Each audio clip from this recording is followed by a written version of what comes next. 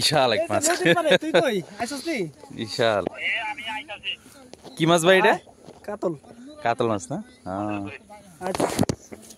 আজকের মাছ তুলনামূলক ছোট।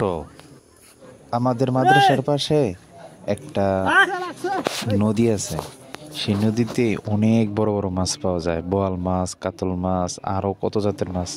প্রতি বছর এই সময়ে অনেক দূর দূরান্ত থেকে মানুষ এসে মাছ ধরে। সেই পাবনা থেকেও শুনছি মানুষ আসে। আপনি ইউটিউবে চাইলে এর অনেক ভিডিও দেখতে পারবেন। বিশাল বড় মাছ। এখন মাছ ধরা কার্যক্রম চলতেছে। আমাদের গুড়া মাছ, ছোট মাছ। কতগুলা ধরা হয়েছে মাছ?